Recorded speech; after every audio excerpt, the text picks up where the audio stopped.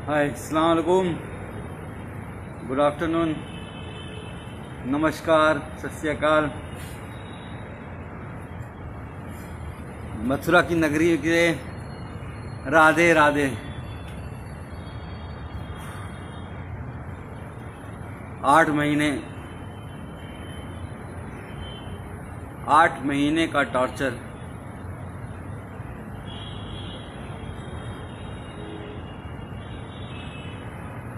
तो सबसे पहले आप सब लोगों का 138 करोड़ भारतीयों का, अपने देशवासियों का मैं शुक्रिया अदा करना चाहूँगा, धन्यवाद अदा करना चाहूँगा, जिन्होंने मेरे लिए सोशल मीडिया पे हो, चाहे दुआएं मांगी हों, चाहे प्रार्थना की हो, चाहे मंदिर गए हों, गुरुद्वारा गए हों, मस्जिदों में, चर्च में, हर जगह जहाँ से इतनी दुआएं मेरे लिए हुई हैं, मैं सोच भी नहीं सकता था कि लोग मुझे इतना चाहते हैं। आप सबका बहुत बहुत शुक्रिया। वरना तो इस बार जेल में इतनी, मतलब 5 दिन तक मुझे खाना तक नहीं दिया गया। इतना टॉर्चर किया गया, मेंटली भी और फिजिकली भी, कि क्या बताऊं आपको। अगर कहा जाए, खुद को पोषक का शिकार हो गया हूं। पैर दिखोगे कभी, अभी दिखाता हूं तो ऐसा लगेगा कि मतलब लकड़ी हो गया है, पर निकल आया बाहर। और जुडिशरी का बहुत शुक्रगुजार हूँ। जुडिशरी ने एक बहुत अच्छा डिसीजन दिया है। वो मेरा ऑर्डर ले आना। जुडिशरी ने बहुत अच्छा ऑर्डर दिया है और उन्होंने साफ साफ कहा है कि डॉक्टर कफील ने जो अलीगढ़ में भाषण दिया था, वो कोई भड़काऊ भाषण नहीं था। वो देश की यूनिटी के लिए, अखंडता के लिए, एकजुटता के लिए था। और उन्होंने साफ साफ कहा है, डॉक्टर कफील ने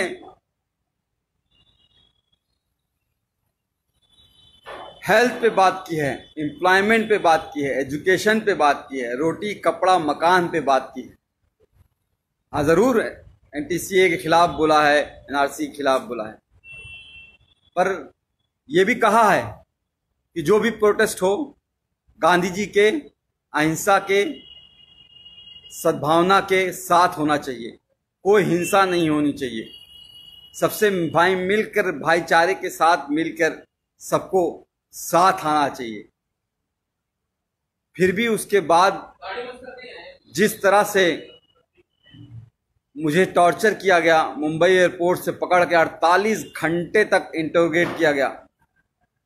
एसटीएफ की टीम ने ऐसे ऐसे सवाल पूछे, अरे आपने तो कोई पाउडर बना लिया है जिससे करोड़ों इंडियन मर जाएंगे। मैंने कहा, भैया मैं डॉक्टर हूं बच्चों का, मैं कहां से पाउडर बना लूंगा। कोरोना की बात कर रहे हैं क्या? तो आप चाइना से पूछिए। आप सरकार गिरा रहना चाहते हैं, हमारे पास फोन रिकॉर्डिंग, हमने कहा लाइए सुना दीजिए, एक भी सबूत आपके पास हो तो। मैं कोई पॉलिटिशियन तो हूं नहीं। आप जापान गए थे, मैंने कहा हाँ, पाकिस्तान क्यों नहीं बोल दिया? अरे जापान कैसे, इंडिया से बाहर कैसे जा सकता हूं जब पासपोर्ट मेरा जुडिशरी के पास जमा है। तो एक तरह से बहुत टॉर्चर किया। फिर जेल में रह के, जेल में ऐसी जहां रखा जहां पे 150 कैदी थे। वो 9 महीने का बीआरडी ऑक्सीजन ट्रेजेडी के बाद जो 9 महीने का दर्द था, उसको उससे ज्यादा, उससे कई गुना, हजारों गुना ज्यादा पतली पानी की तरह दाल, कच्ची रोटियां, वही सुबह शाम खाना है। जीना था। उम्मीद थी कि आप लोगों से दोबारा मिल सकूंगा, मुखातिब हो सकूंगा, आप लोगों से बात कर सकूंगा। और आप सबकी दुआएं काम आई। आज आपके साथ हूं फिर से दोबारा।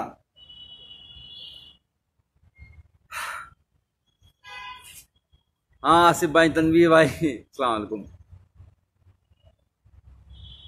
मथुरा की नगरी, कृष्ण जी की पवित्र नगरी में रह के बहुत कुछ सीखा कि किस तरह से भगवान कृष्ण ने कहा है कि कभी भी किसी को धोखा नहीं देना, अपना दिल साफ रखना, यही धर्म होता है।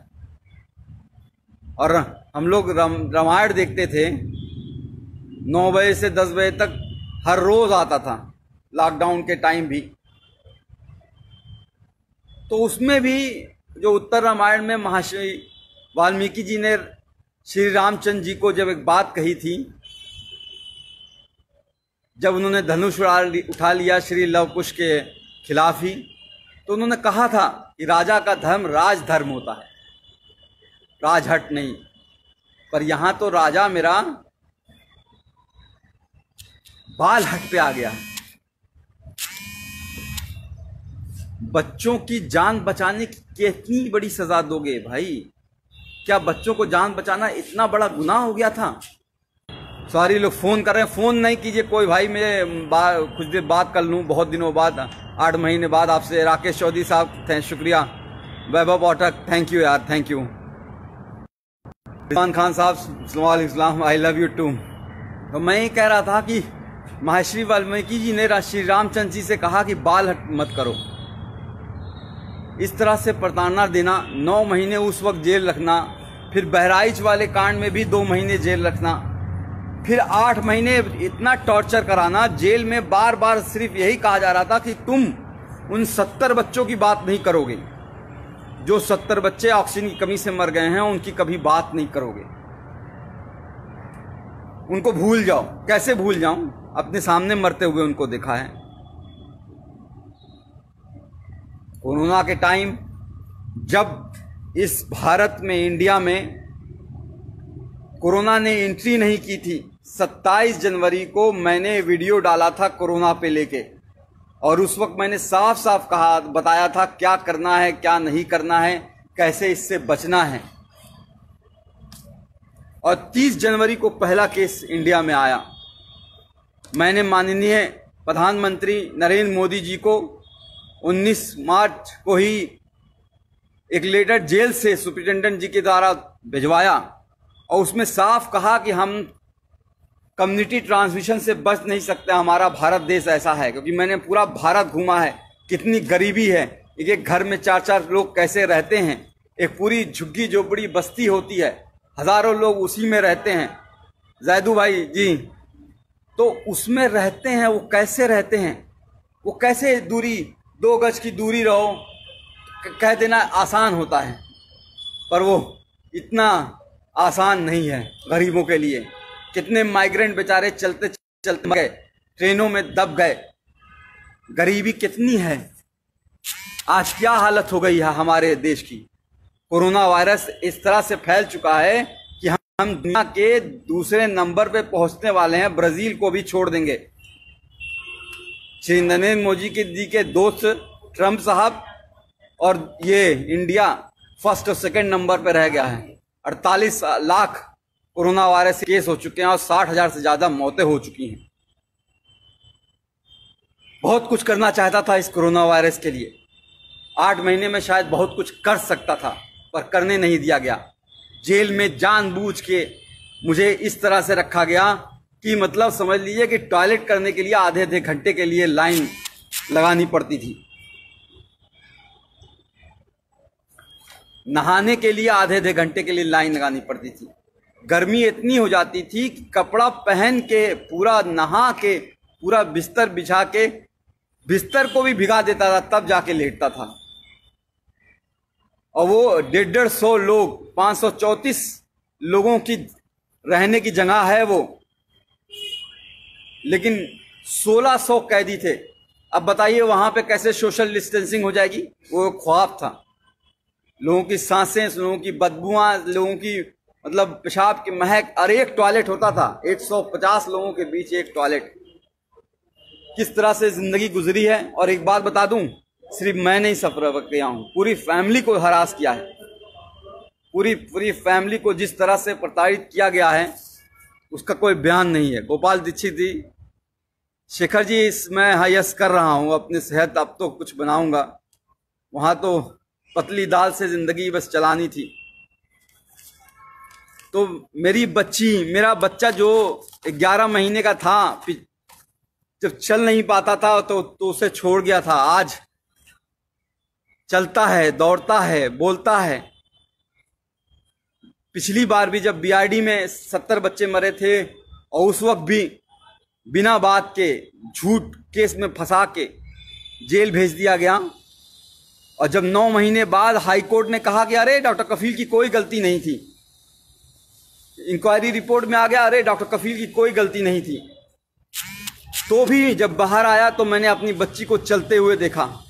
उस वक्त भी अपनी बच्ची जब वो को छोड़ के गया था तब भी वो 11 महीने की थी, चल नहीं पा रही थी और बड़ी हो गई थी।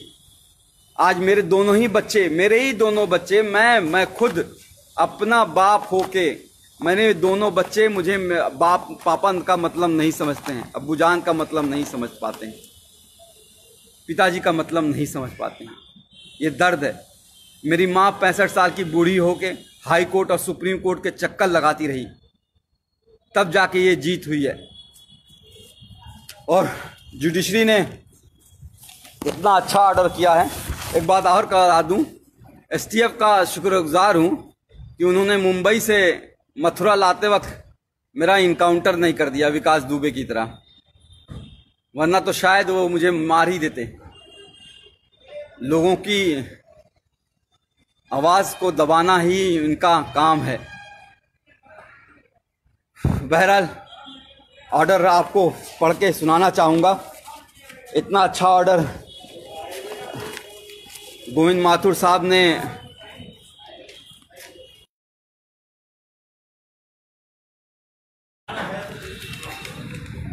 किया है। सुप्रीम कोर्ट का भी धन्यवाद करूंगा, वरना तो हाई कोर्ट में डेट पे डेट हर 14 दिन पे कैसे एक एक दिन कटेगा, एक एक घंटे कटेगा, ये सोचता था। कैसे वो टाइम आएगा जब मैं बाहर निकल पाऊंगा, कब मेरी जज मेरी कोई बात सुनेगा। इसलिए हम लोग सुप्रीम कोर्ट, मेरी माँ 65 साल की बूढ़ी माँ सुप्रीम कोर्ट गई और मैं सुप्रीम कोर्ट का शुक्रगुजार हूँ जो उसने कहा कि 15 दिन में फैसला सुनाओ। और मैं चीफ जस्टिस गोविंद माथुर जी का हाथ जोड़ के शुक्रगुजार हूँ जो इन्होंने इतना अच्छा ऑर्डर दिया 15 दिन के अंदर ही, जिसमें साफ साफ लिखा है कि एमबीबीएस करने के बाद 2016 में मैंने ज्वाइन किया था, 2017 में घटना हुई थी। 1 साल का जूनियर था मैं, जूनियर मोस्ट डॉक्टर, और फिर भी उन बच्चों को बचाने के लिए जी जान लगा दी और उसके बावजूद उनको जेल भेज दिया गया। और ये नहीं, इसके अलावा नहीं, the petitioner and his other family member including the detainee were continuously harassed and victimized by the state authorities including the district administration Gorakhpur by several means। मेरे यानी कि मुझे ही नहीं, पूरी फैमिली को सरकार ने बुरी तरह से तोड़ना चाहा। मेरे भाई पे गोली मारी गई थी, आपको याद होगा शायद, वहाँ पे जहाँ पे चीफ मिनिस्टर खुद मौजूद रहते हैं 500 मीटर दूरी पर। आज 3 साल होने जा रहे हैं उस बात को, एक भी कोई गिरफ्तारी नहीं हुई, कोई चार्ज नहीं हुआ है। बहरहाल आते हैं हम एएमयू के जो लोग कहते हैं कि भाषण मैंने गलत दिया था उसके बारे में। कहते हैं कि मैंने भड़काऊ भाषण दिया था, कहते हैं कि मैंने 2 धर्मों के बीच, 2 रिलीजन के बीच एनमिटी, हेट्रेड, वायलेंस फैलाने की कोशिश की। पूरी स्पीच लिखी है उन्होंने, पूरी speech, the version of the speech, पूरी स्पीच लिखी है, एक एक लाइन लिखी है कि जो मैंने बोला है। और उसमें उन्होंने कहा है कि मैंने ऐसा कोई बात नहीं की थी जो कि किसी भी धर्म के बीच में नफरत फैलाए। मैंने बात की थी देश की अखंडता की, यूनिटी की, सद्भावना की। मैंने बात की थी एजुकेशन की, हेल्थ की, एम्प्लॉयमेंट की, इकोनॉमी की, रोड की, हाउसिंग की। मैंने बात की थी उन 70 बच्चों की जो बीआरडी में मर गए हैं। मैंने बात की नहीं उन 8 लाख बच्चों की जो इंडिया में मर गए थे उस साल। मैंने बात की थी कि हमारे 50% बच्चे कैसे कुपोषण का शिकार हैं। मैंने बात की थी कि इंडिया कैसे एड्स और HIV का हब बनता जा रहा है। मैंने बात की थी कि 72% ऑफ पॉपुलेशन हमारी अभी भी हेल्थ स्ट्रक्चर वहाँ पे है ही नहीं। आज हालत दिखाई दे रही है ना। आज कह रहे हैं हम इतना जीडीपी खर्चा करेंगे, 1% जीडीपी खर्चा होता था। एक गरीब को इलाज नहीं मिलता है और मर जाता है तो बेचारे कंधे पे लाद के लेके चले जाते हैं। उसके लिए लड़ा था, कैंप किया, पूरा इंडिया घूमा, 103 कैंप किए, 50,000 बच्चों को देखे, मुफ्त में दवाइयाँ दी। अकेले नहीं किया, बहुत से डॉक्टर्स, बहुत से लोग मेरे साथ शामिल थे, बहुत लोगों ने साथ दिया। पर हुआ क्या, उसको भी दबा दिया गया। इस कोरोना टाइम के मैं जब रियली काम कर सकता था, शायद कोई नई दवा खोज सकता था कोरोना के खिलाफ, शायद कोई नई वैक्सीन खोज सकता था, टीका खोज सकता था, उस वक्त जेल में डाला। बहरहाल बाहर आ गया हूँ, कोशिश करूँगा और फिर से मुख्यमंत्री योगी आदित्यनाथ जी से निवेदन करूँगा कि मुझे नौकरी पे वापस ले लें। 3 साल से सस्पेंड किए हुए हैं। कैसे ज़िंदगी चल रही है, कैसे फाइनेंशियल कंडीशन है, आपको बता नहीं सकता। सुप्रीम कोर्ट और हाई कोर्ट की फीस कैसे भरी गई है, बता नहीं सकता।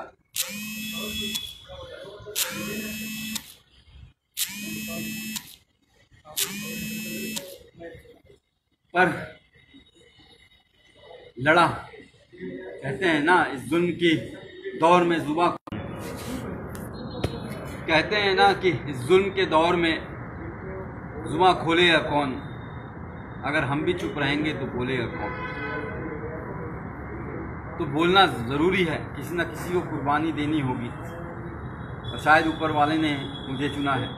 बहरहाल बाहर आ गया हूँ, कोशिश करूँगा कि सबसे पहले बिहार, असम, केरल, कर्नाटका, तमिलनाडु, जहाँ पे बाढ़ आई हुई है, बाढ़ से तो एक बहुत बड़ा नुकसान होता है। घर डूब जाते हैं, घर टूट जाते हैं, लोग बिखर जाते हैं। लेकिन सबसे ज़्यादा नुकसान तब होता है जब बाढ़ का पानी चला जाता है। पिछली बार हम लोग केरल और असम और बिहार में हम लोगों ने बहुत काम किया था और इस बार भी काम करना चाहूँगा, क्योंकि बाढ़ का पानी बीतने के बाद बहुत सी बीमारियां आती हैं, महामारी आती है। Chikungunya, malaria, dengue, Kalra, skin disease, चमड़ी की बीमारियां, आँखों की बीमारियां, कान बहना बहुत होता है। उस पर काम करना चाहूँगा, कोरोना वॉरियर की तरह काम करना चाहूँगा।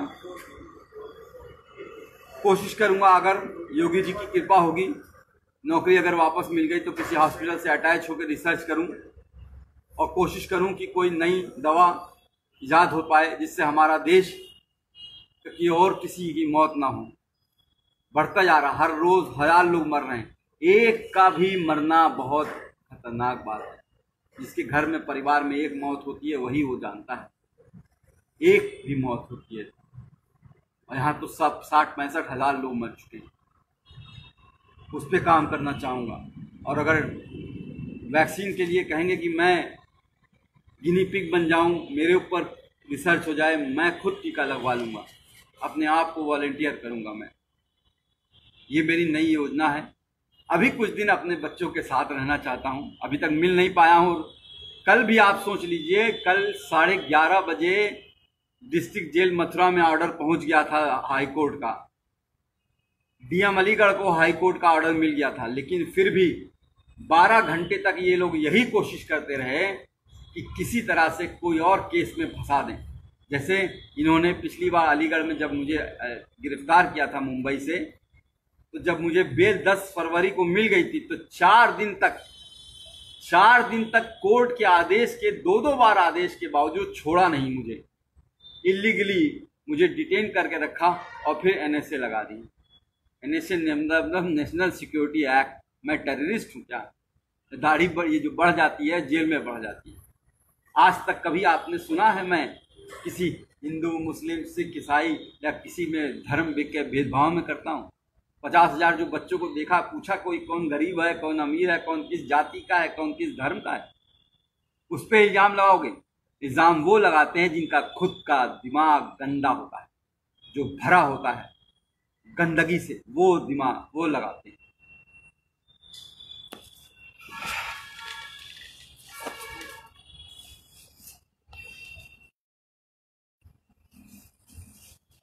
अभी यूपी से घर नहीं गया हूँ, गोरखपुर नहीं गया हूँ, क्योंकि लोग कह रहे हैं कि सरकार अब भी किसी न किसी केस में फंसाने की कोशिश कर रही है। फिर से कुछ कर दें या इनकाउंटर कर दें, मरवा दें। हो सकता हो आपके बीच में ना रह पाऊँ, हो सकता हो ये हमारी और आपकी आखिरी मुलाकात हो। यादव जी सही कह रहे हैं। मिनास गलियार आप, थैंक यू, शुक्रिया। मोहनचंद सिंह चौधरी समर साहब, थैंक यू। तो मैं कह रहा था कि कोरोना वायरस एक ऐसी डिजीज़ है जो फैलती ही रहेगी। मैंने उस वक्त 19 मार्च को ही लिख दिया था कि 30 से 40 लाख लोग उस वक्त मैंने एस्टिमेट किया था कि अफेक्टेड होंगे, और ऑलरेडी 30 से 40 लाख लोग अफेक्टेड हो चुके हैं। और अभी ये रुकेगा नहीं, अभी ये 1 साल चलेगा जब तक वैक्सीन नहीं आएगी। अभी यूपी, बिहार और मध्य प्रदेश जैसे इलाकों में जहाँ बहुत पॉपुलेशन है वहाँ ये फैलने वाला है, और बुरी तरीके से। हमें बहुत काम करना पड़ेगा, हमें मिल के काम करना पड़ेगा। मुझे आप सबकी बहुत ज़रूरत है, आप सबका बहुत सहयोग की ज़रूरत पड़ेगी। जी सहसाल साहब, जी पांडे साहब, नमस्कार। राधे। कृष्णा की नगरी में हूँ, वृंदावन जरूर जाना चाहूँगा एक बार ठाकुर जी के दर्शन करने के लिए। बात यहाँ पे लोग मन की बात करते हैं लेकिन ये नहीं बताते हैं। अब आप देख लीजिए, हम लोग तो टीवी पे देख रहे हैं, पिछले 3 महीने से सुशांत सिंह राजपूत को ही सुने जा रहे हैं। भाई फोन नहीं करो, फोन करने के वजह से बार बार पॉज हो जा रहा है।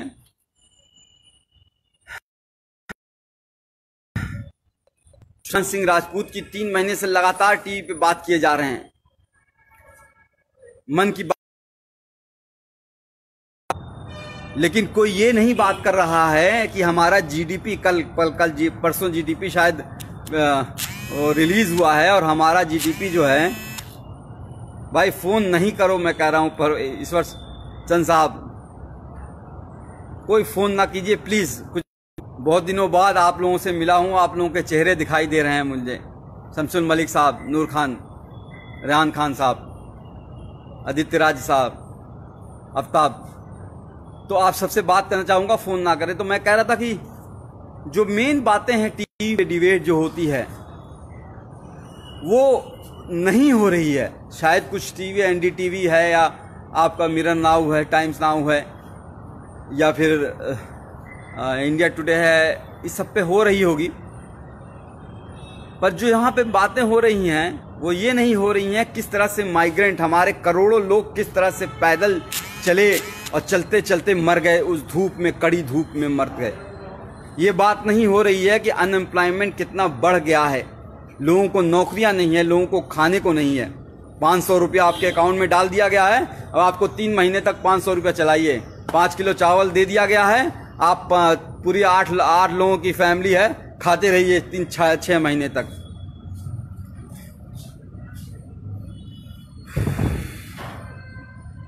बात जो है रियल इशू पे होगी ही नहीं, एजुकेशन पे होगी ही नहीं, एम्प्लॉयमेंट पे होगी ही नहीं, हेल्थ पे होगी ही नहीं। हमारा जो कोई भी आप हॉस्पिटल देख लीजिए क्या हालत हो गई है। कोई भी सरकारी हॉस्पिटल में जाना नहीं चाहता है। आपने ध्यान दिया है, कोई भी बड़ा मंत्री, कोई भी बड़ा अधिकारी, कोई भी बड़ा जो है चीफ मिनिस्टर हो या कोई भी हेल्थ, मतलब मैं नाम नहीं लूंगा, सब लोग वेदांता में जाके इलाज करा रहे हैं। वेदांता यानी कि नोएडा में करोड़ों रुपए का इलाज करा रहे हैं, लेकिन कोई भी सरकारी हॉस्पिटल में नहीं जाना चाहता है। क्यों? क्योंकि सरकारी हॉस्पिटल की हालत खराब है।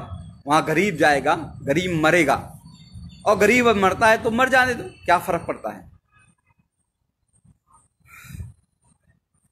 तो जो लोग ये सोचते हैं कि बार बार जेल में डाल के, मार के, पीट के, तोड़ के, यहां मारो, यहां मारो, यहां मारो, उल्टा पलटा रात को डंडे से मारो, गान लाल कर दो एकदम पूरी तरह से, पैर पे मारो, करते रहो, ये एकदम तोड़ दो इसको, तो वो शायद नहीं जानते हैं कि एक बात सिखाई गई थी कि डरना नहीं है। आई वोंट बेंड, मैं झुकूंगा नहीं।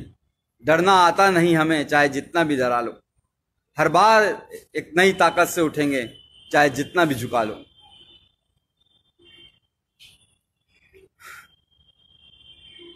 कहते हैं ना कि लोग हमें दुश्मने जान कहते हैं। अरे हम इस मुल्क की मिट्टी को भी अपनी माँ कहते हैं। उसको तुम जो है उस पे एनएसए लगा देते हो हैं? कोर्ट ने कहा है कि जो कुछ है यह अवैध एनएसए लगा है, सारा अवैध लगा है। देखो कि क्या हालत बनाई है। भट्टी साहब आप बोल रहे हो तो देखो क्या हालत बना दी है।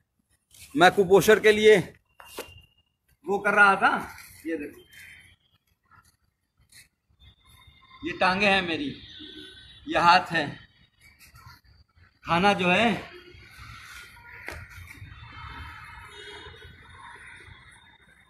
जिंदगी का, जो मैं खुद कुपोषण का बच्चों का इलाज किया करता था, आज खुद कुपोषित हो गया। घर वालों को किस तरह से परेशान किया गया है वो बता नहीं सकता। पर आप लोग जो 138 करोड़ देशवासी हैं मेरे, उन सबका साथ मैं कभी भूलूंगा नहीं। खासकर कुछ लोगों का जो लोग बहुत करीब थे, इंदिरा जयसिंह मैम, फुजैल अयूबी, इबाद साहब, मनोज पांडे, मनीष सिंह, एडवोकेट मनीष सिंह, दिलीप कुमार साहब, नजरुल इस्लाम साहब, ऐसे बहुत से लोग हैं, बहुत से लोग। मीनाक्षी शुक्ला मैम,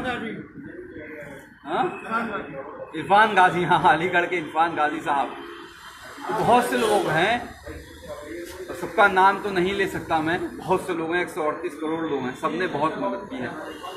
सबका बहुत बहुत शुक्रिया। जल्दी बिहार आ रहा हूँ और जल्दी हम डॉक्टर कफील खान मिशन इस्माइल फाउंडेशन के तहत कैंप लगाएंगे। और इस बार एक बड़ी टीम बना के एक साथ कई जगह पे, असम, बिहार, तमिलनाडु, कर्नाटका, केरल, आंध्र प्रदेश, जहाँ जहाँ पे, मध्य प्रदेश, जहाँ जहाँ पे बाढ़ ने, पश्चिम बंगाल जहाँ पे तूफान आया हुआ है, अभी भी लोगों को घरों पे टूटे हुए पड़े हैं, हर जगह पे जाना चाहूँगा। पूरा देश जाना चाहूँगा, पूर्वांचल अपना, गोरखपुर अपना, उत्तर प्रदेश, हर जगह जाना चाहूँगा। पूरा भारत में टीम बना के हम इस बार एक बड़े लेवल पे कैंप करेंगे और इसमें आप सबका बहुत सहयोग चाहिए। मयंक वर्मा साहब, अब आप कुछ लोगों से बातें कर लेता हूँ। मयंक वर्मा साहब सही कह रहे हैं, दाढ़ी कल काट दूंगा। बच्चों का इंतज़ार कर रहा हूँ, बच्चे आ जाएं, एक बार उनसे मिल लूँ, उसके बाद मेरी गोटी वापस आ जाएगी। अवनीश चौरा साहब, जी हाँ, बहुत मारा, फिजिकली और मेंटली बहुत टॉर्चर किया। फिजिकल में जो टॉर्चर होता है वो इस तरह से होता है कि शायद जख्म थोड़े भर जाते हैं, पर जो मेंटल टॉर्चर होता है वो बहुत दिनों तक रहता है, दिमाग खराब हो जाता है। इन 8 महीनों में देखिए किस तरह से झुर्रियाँ आ गई हैं, किस तरह से काले पड़ गया हूँ, किस तरह से जो है 10 साल बूढ़ा कर दिया है। जुबैर पीके साहब, बोलना ज़रूरी है। बोलेंगे नहीं तो कहते हैं कि बोलेंगे नहीं तो किसी को तो बोलना पड़ेगा, सब तो चुप हैं, किसी को तो बोलना पड़ेगा। जैदू साहब, आपने वहाँ से बैठ के, हाँ, इंडिया से बाहर गल्फ कंट्रीज़ में, यूएस से, यूके से, कनाडा से, स्विट्ज़रलैंड से बहुत से खत मेरे पास आया करते थे वहाँ पे जेल में। उन सबको बहुत बहुत शुक्रिया है। शेर खान साहब, सत्य की जीत होती है, सत्यमेव जयते। हमें अपने कॉन्स्टिट्यूशन में, बाबा साहब अम्बेडकर के कॉन्स्टिट्यूशन में बिलीव करना है और उसी की वजह से मैं बाहर आया हूँ। कुछ लोगों ने सरकारी एजेंसियों को जिस तरह से अपने कब्जे में करके लोगों को प्रताड़ित करते हैं वो सही नहीं है। ऑटोक्रेटिक, हमारा देश डेमोक्रेटिक है, तो डेमोक्रेटिक कंट्री है, तो डेमोक्रेटिक कंट्री में आपको फ्रीडम ऑफ स्पीच एक आर्टिकल 21 में दी गई है, लिबर्टी, स्वतंत्रता, समझ गए? तो बोलना ज़रूरी पड़ेगा। हम नहीं बोलेंगे, कुर्बानी देनी होगी, किसी ना किसी को कुर्बानी देनी होगी। तुर्तमस शिरोम कुमार साहब, यस थैंक यू। शाइना मुजरबिया, सिद्धांशु कुमार, हाँ कुछ दिन एक्सरसाइज करूँगा और हेल्थ बनाऊँगा, क्योंकि ज़िंदा रहना है, आप लोगों के बीच रहना है और काम करते रहना है, तो हेल्थ पे भी ध्यान दूंगा। डेरिक गुजर थैंक यू, या ज़रूर मैं करूँगा हाँ थैंक यू। सुभान जमाल साहब, Mohammad Kalapatti from Dubai, all the best thank you. मैंने कहा ना गल्फ़ कंट्री से बहुत प्यार आया, बहुत मिला है। केरल के लोगों ने बहुत सहयोग किया हुआ है, पूरा साउथ ने, पूरा नॉर्थ ने, पूरा सेंट्रल ने, बिहार के लोगों ने जिस तरह से आंदोलन चलाया, पश्चिम बंगाल में जिस तरह से आंदोलन चला, असम में जिस तरह से आंदोलन चला, अब अभी हमारे कई भाई अभी बहुत जेल में हैं, उनके लिए हमें आवाज़ उठानी पड़ेगी। मैं बच्चों के साथ नहीं हूँ, चूँकि कल रात में पुलिस की घेराबंदी हो रही थी और कुछ और बातें हो रही थी जिसको हम डिस्कस नहीं कर सकते हैं, तो इस वजह से अभी बच्चे मेरे पास पहुँचे नहीं हैं। मैं अभी अपने बच्चों को देख नहीं पाया हूँ, आंखें तरस रही हैं, गले मिलना चाहता हूँ अपने बच्चों के साथ, अपनी माँ की गोद में लेट के रोना चाहता हूँ, सीरियसली रोना चाहता हूँ। तब जिस तरह से जिंदगी कर दी है, अपने ही बच्चों को से दूर कर दिया है, एक बार उनसे मिलना चाहता हूँ, एक बार माँ की गोद में लेट के सोना चाहता हूँ, सुकून की नींद सोना चाहता हूँ। यार पता है जेल में क्या होता था, हर 2 घंटे पे पहरा लगता था। हाँ साहब, भी 146 कैदी नसर नमहबंदी सकुशल हैं, 6 बजे सुबह 5 बजे सुबह लाइन लगाओ, परेड लगाओ। 8 महीने तो मैंने अभी 4 पन्ने के लेटर में शायद लिखी है, आप लोग को शायद मिलना होगा। चंद मित्रा साहब थैंक यू, मुदस्सी साहब, बुशरा, दीपक जादव, अमजद, पंडित जी, तैयब खान, रोहित, शुभम, जयप्रकाश चाचा, ब्रिजेश सिंह की बड़ी याद आई जो गोरखपुर में थे, योगेश सिंह जी, सब आप लोग का बहुत बहुत धन्यवाद है। कुछ और पूछना चाहेंगे कि फिर मिलेंगे? बहुत बहुत शुक्रिया आप सबका। आजम खां, आपको भी फूल, गुलाब का फूल। आप एक बात लास्ट में बस यही कहना चाहूँगा कि आप सबकी वजह से ही, आप सबकी, मेरी फैमिली तो दौड़ी, मेरी माँ, बूढ़ी माँ, लोअर कोर्ट से लेके, मतलब अलीगढ़ कोर्ट से लेके इलाहाबाद कोर्ट और फिर दिल्ली, इस कोरोना वायरस के टाइम में 65 साल की उम्र में घूम रही थी, एक वकील के पास से दूसरे वकील के पास, पैर पकड़ के रो रही थी कि किस तरह से मैं बाहर आ जाऊं। तो उनका तो है ही योगदान, भाई बहनों का तो योगदान है ही, आप सबका ही बहुत बहुत योगदान है। आप सबके बिना शायद, जो ट्विटर में मैंने सुना 12 लाख लोग एक बात हो गए। ट्विटर अकाउंट मेरा बैन किया हुआ है, डॉक्टर DRKFEL खान करके है, उसको बैन किया हुआ, उसके लिए आवाज़ आपको उठानी पड़ेगी। ट्विटर अकाउंट क्यों बैन किया है, ऐसा क्या कर दिया था? अब तो हाई कोर्ट का ऑर्डर आ गया जिसमें बार साफ साफ कहा गया है कि जी सन्नी प्रजाति से कि ये इलीगल था। Justice prevail, yes. Amit Sohail साहब, मोहम्मद गयूर का, दिनेश कुमार यादव।